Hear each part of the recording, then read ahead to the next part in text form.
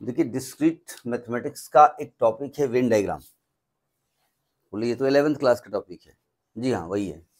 ठीक है, इसमें एक और कॉन्सेप्ट आएगा, principal of inclusion and exclusion.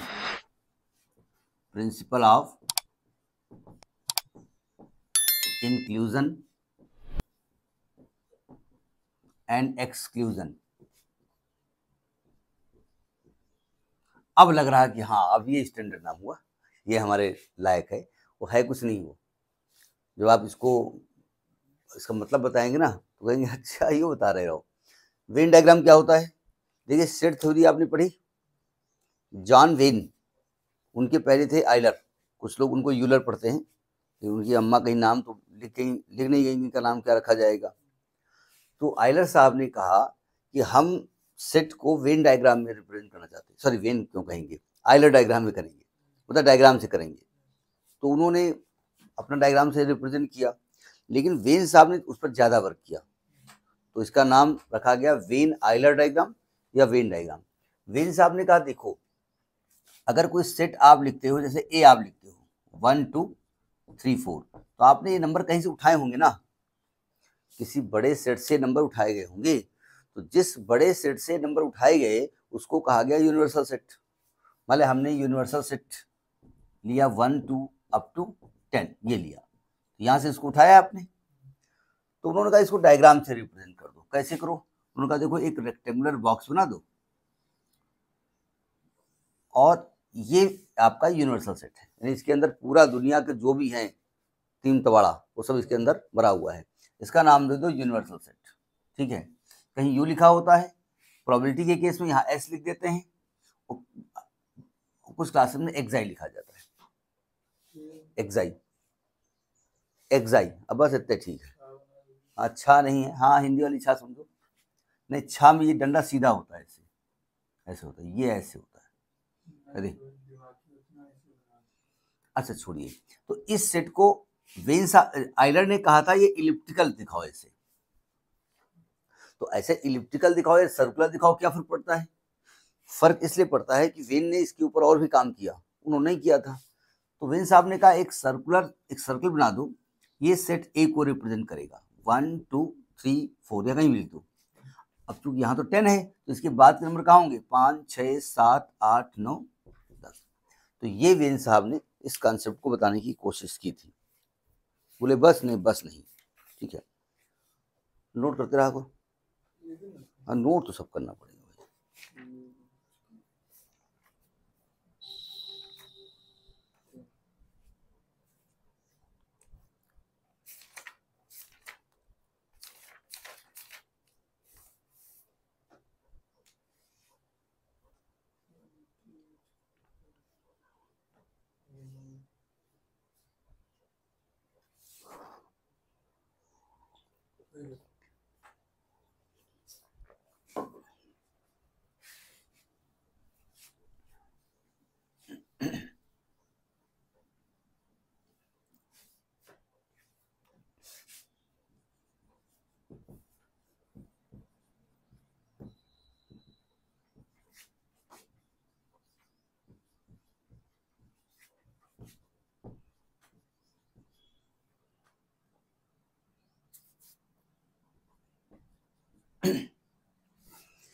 अब हम सेट ऑपरेशंस को वेन डायग्राम से रिप्रेजेंट करेंगे, जो कि हम इंटर में करते आ रहे थे। पहली बात कहते देखो ऐसा है, अगर सेट ऑपरेशन का मतलब दो सेट होंगे यहाँ पर या तीन सेट होंगे। ठीक है, तो दो या तीन सेट को कैसे रिप्रेजेंट किया जाए? देखो, दो तीन बातें हो सकती हैं। दो सेट ऐसे हो सकते हैं कि ए बी का सबसेट हो, A is the subset of B हो। इससे बड़ा कौन होगा, छोटा कौन होगा? ए के सभी एलिमेंट बी में है, लेकिन ये नहीं कहा गया कि बी के एलिमेंट ए में भी है। तो बी बड़ा होगा और बी के अंदर ए होगा। जो ए में आएगा एलिमेंट, वो बी का एलिमेंट तो हो ही होगा, लेकिन जो यहाँ लिखे होंगे वो केवल बी के एलिमेंट होंगे। तो ये तब रिप्रेजेंट करेंगे। हो सकता है कुछ ऐसे केसेस आ जाए जिसमें कुछ एलिमेंट कॉमन हो, तो कुछ होंगे तो हम थोड़ा पार्ट कॉमन दिखाएंगे। कुछ ऐसे होंगे जिसमें कोई भी एलिमेंट कॉमन ना हो, डिसजॉइंट सेट होंगे, इनको हम अलग अलग दिखाएंगे। ये 3 प्रकार की पॉसिबिलिटी हो सकती है। तो अब हम ऑपरेशन का मतलब यूनियन और इंटरसेक्शन ये दिखाना चाहते हैं। तो पहले हम लिखेंगे यूनियन ऑफ सेट कैसे रिप्रेजेंट किया जाता है। यूनियन ऑफ सेट, यूनियन का मतलब क्या होता है? अच्छा, यूनियन तो सब कुछ। दो सेट ए और बी का यूनियन का मतलब होता है ए और बी सबके एलिमेंट उसमें भर दीजिए, ठीक है। तो वो हम बताने नहीं जा रहे, ये बता देते हैं। जैसे ए यहाँ पर है, मान लिया 1 2 3 4, और बी यहाँ पर है 3 4 5 6, और आप निकालना चाहते हैं ए यूनियन बी। तो आप ए और बी के सभी एलिमेंट लिख दीजिए, लेकिन सेट थ्योरी एलिमेंट्स के रिपीटेशन को अलाउ नहीं करती। कर दें तो कर दो, वो कहते हैं जब 10 बार करो, लेकिन आपको एक ही माना जाएगा। वो तो क्या लिखा जाएगा? 1 2 3 4 5 और 6 ये होगा। अगर वेन डायग्राम से दिखाओगे तो वेन डायग्राम में भी 3 केसेस यहाँ पर आ गए। यहाँ पर देखो ए और बी का कुछ पार्ट कॉमन है, ठीक है। तो आप ऐसे शो करेंगे, ये शो करेंगे, और इसका ये वाला पार्ट हम नंबर नहीं लिख रहे हैं, ये वाला पार्ट जो होगा ना पूरा मिलाकर के ए और बी, ये यूनियन कहलाएगा। अगर ऐसा केस होता, इस वाले की बात नहीं कर रहा हूँ एग्जाम्पल की, अगर ऐसा केस होता कि ए बी का सबसेट होता, यानी A is the subset of B होता, तो ये ए है, ये बाहर वाला बी है, तो भी पूरा पार्ट आप शो करेंगे इसमें। अगर ऐसा होता कि ए और बी डिसजॉइंट होते, कोई भी एलिमेंट कॉमन ना होता, ए और बी डिसजॉइंट होते, यानी A and B are disjoint, तो फिर तभी आपको ए और बी दोनों कवर करने पड़ते हैं। बस सेट थ्योरी ये कहती है कि रिपीटिशन अलाउ नहीं है। अलाउ मतलब उसको कोई इंपॉर्टेंस नहीं दिया जाएगा। और दूसरी बात वो ये कहती है कि एलिमेंट का ऑर्डर कोई भी आप लिख सकते हैं। तो ये तो हो गया आपका यूनियन। अगर आपको इंटरसेक्शन दिखाना हो, मान लिया, इंटरसेक्शन का मतलब क्या होता है? Common element. तो इंटरसेक्शन दिखा दीजिए। तो अगर हम इंटरसेक्शन, यूनियन की जगह आएगा intersection of set, intersection A intersection B, क्या आएगा? 3 और 4। तो अगर आपको इंटरसेक्शन दिखाना है तो यहाँ भी हम ये एग्जाम्पल नहीं शो कर रहे हैं, ये हमने बताने के लिए बताया है। 3 केसेस हम बताएंगे। एक केस ये जब पूरा सबसेट हो, एक केस ये जब कुछ एलिमेंट कॉमन हो, एक केस ये जब डिसजॉइंट हो। एक बॉक्स बताएगा यूनिवर्सल सेट। अगर ए बी का सबसेट है तो ए अंदर होगा और बी बाहर होगा। ए ये है और बी। अगर इंटरसेक्शन शो करना है तो चूंकि कॉमन चाहिए, तो कॉमन कौन सा पार्ट है? ये वाला पार्ट है ना, केवल इतना पार्ट आप लेंगे, ये इंटरसेक्शन कहलाएगा। अगर कुछ एलिमेंट कॉमन है तो ये एलिमेंट कहलाएगा, ठीक। अगर कोई एलिमेंट कॉमन नहीं है तो कोई भी पार्ट सेट नहीं करेंगे आप इंटरसेक्शन में। यूनियन में तो करेंगे, लेकिन इंटरसेक्शन में नहीं करेंगे, ठीक है। तो ये बात भी समझ में आ गई। अब डिफरेंस ऑफ सेट्स कैसे करते हैं? अगर दो सेट का डिफरेंस है तो उसको वेन डायग्राम में, देखो वेन साहब ने बहुत सारे कैलकुलेशंस को अपनी डायग्राम की हेल्प से इजी कर दिया, ऐसा नहीं वो टफ था। देखिए डिफरेंस ऑफ सेट्स,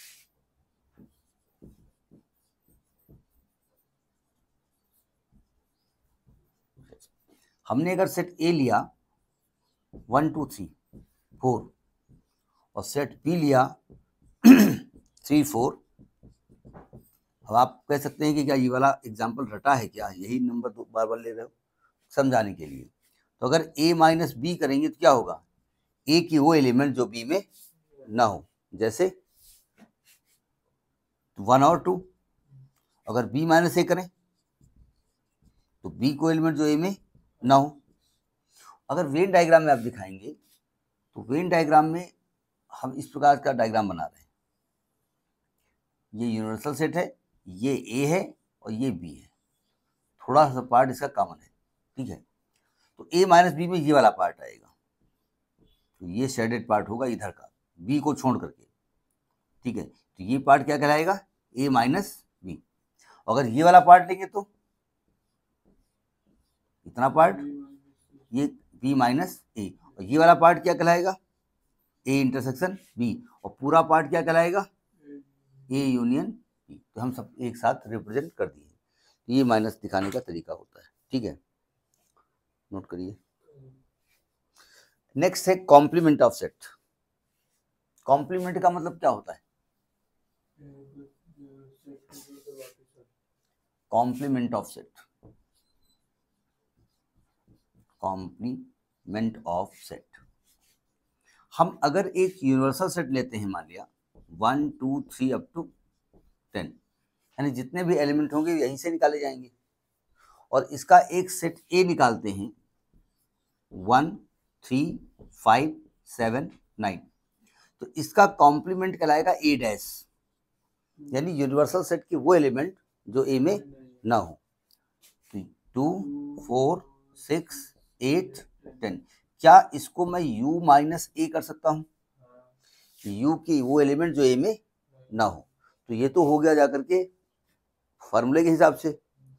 अब अगर वेन डायग्राम में दिखाएं हम, तो देखिए ये वेन डायग्राम है, ये एक रेक्टेंगुलर बॉक्स है, ये यूनिवर्सल सेट है, ये सेट ए है। तो अगर ये सेट ए है, इसके बाहर का पार्ट क्या होगा, ए डैश, यू की वो एलिमेंट जो ए में ना हो, यानी ए को छोड़ करके पूरा यू, तो पूरा पार्ट आप सेट करेंगे, ये पूरा पार्ट आप सेट करेंगे, अंदर का पार्ट सेट नहीं करेंगे। अब वेन डायग्राम से एक बढ़िया सा फार्मूला बना, उस फार्मूले को देख लिया जाए। इसी की हेडिंग मैंने डाली है ना, principal of inclusion and exclusion. Inclusion मतलब इंक्लूड करना, एक्सक्लूजन मतलब एक्सक्लूड करना, छोड़ देना। यानी कि वेन डायग्राम से एक फार्मूला बनेगा जिसमें कुछ पार्ट सेट का इंक्लूड किया जाएगा और कुछ पार्ट उसमें छोड़ दिया जाएगा। जैसे मान लेते हैं ये यूनिवर्सल सेट है, ये ए है और ये बी है, ये ए है, ये बी है, और ये वाला पार्ट क्या कहलाता है, ए इंटरसेक्शन बी। अब हम निकालना चाहते हैं number of A union B, मतलब ये और ये मिला के क्या बनता है, ए यूनियन बी। तो number of A union B का फॉर्मूला जो बनेगा वो बनेगा number of A plus number of, ये तो इंक्लूड कर लिए गए, लेकिन जब नंबर ऑफ ए लिखा ना हमने, तो ए पूरा लिया ना ये वाला पार्ट, और बी लिखा तो ये पूरा पार्ट लिया, यानी ये वाला पार्ट आपने क्या किया है, डबल इंक्लूड कर लिया, मतलब ए में भी लिया गया और बी में भी लिया गया। तो ये कहा गया भाई देखो लड्डू एक ही बार में लेगा, लड्डू लो 15 अगस्त 2 अक्टूबर को, चुपचाप यहाँ से निकल जाओ। तो एक बार क्या करेंगे, इसको हम माइनस कर देंगे। तो ये पार्ट इंक्लूड किया गया और ये पार्ट एक्सक्लूड किया गया है, इसलिए इसको कहा गया principal of inclusion and exclusion. कितना बड़ा प्रिंसिपल है, अगर इंटर में ये नाम बता दिया जाता तो क्या अच्छा होता। बोले हैं इतना बड़ा नाम 11th में कैसे बताया जाएगा, तो हम छोटे थे। उसी प्रकार से 3 सेट होते हैं, अगर number of A union B union C, तो आता number of A plus number of B plus number of C minus number of A intersection B minus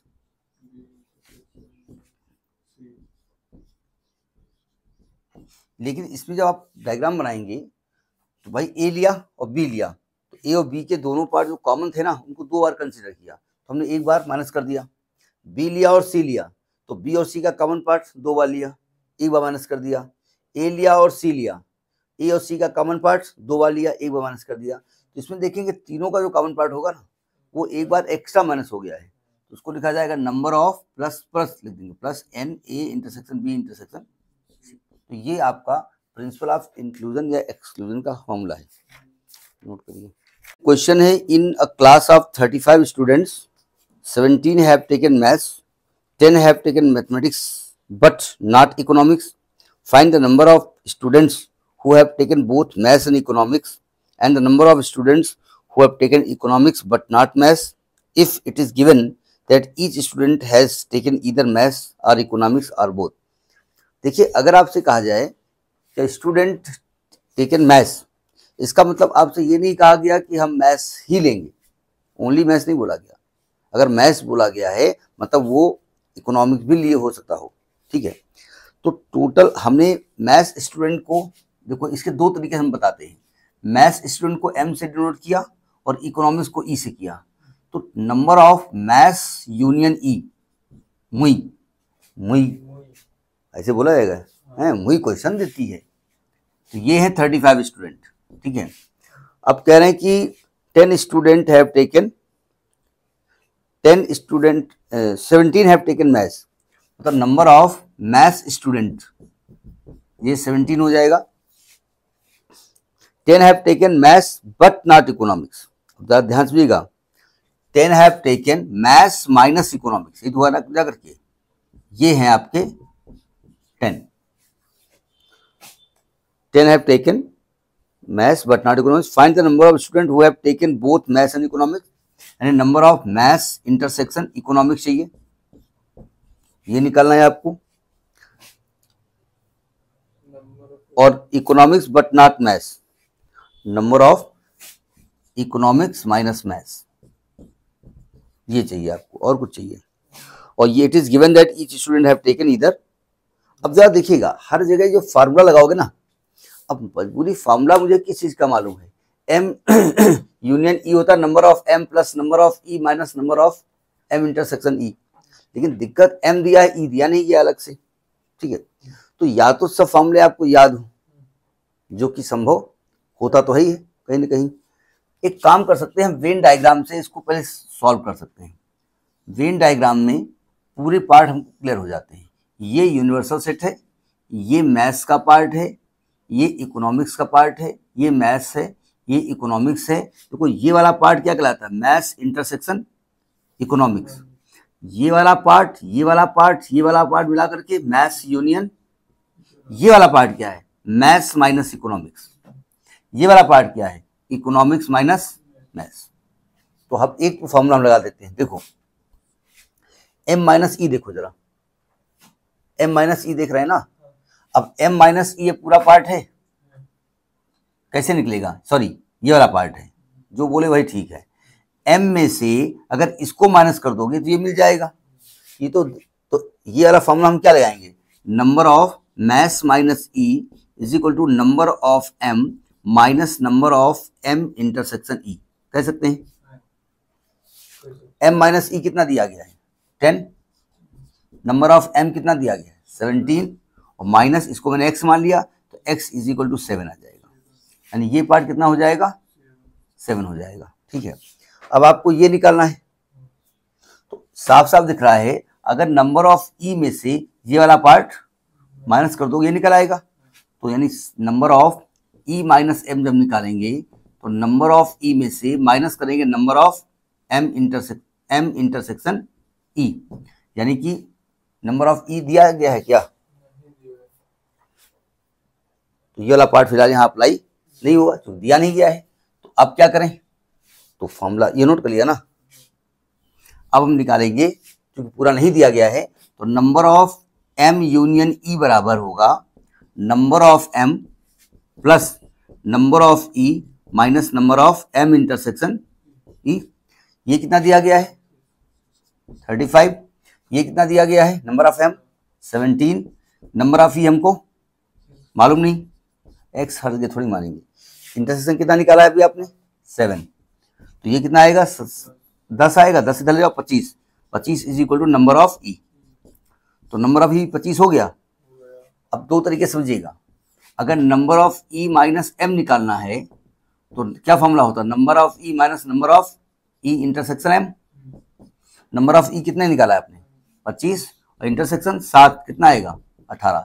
समझ बात आई नहीं आई, एक तो हो गया फॉर्मूले से हमने निकाल लिया।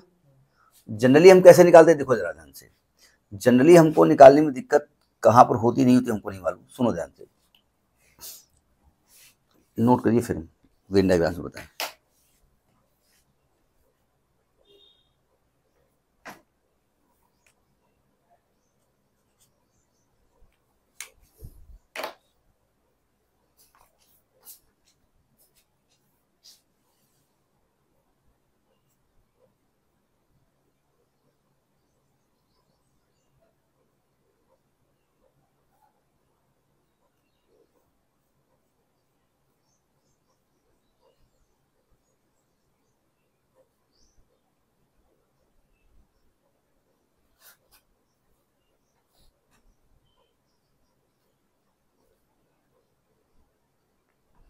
इसमें वीडियो रोकने का कोई ऑप्शन नहीं है, कुछ सर्च करना पड़ेगा कोई, या तो किसी ऐप्स के माध्यम से रुकेगा।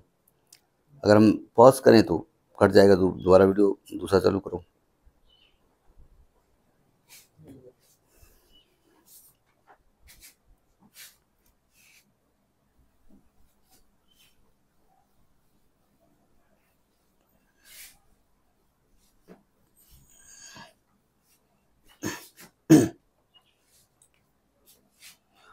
अब देखिए, अगर वेन डायग्राम्स दिखाना है आपको तो ज़्यादा आसान पड़ जाता है।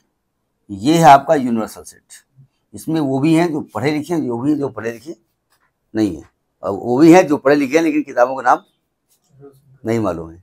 किताबों का नाम नहीं मालूम, रोशन तो बात की बात है। हाँ, किताबों का नाम रोशन कर रहे हैं। ये एम है, ये ई है।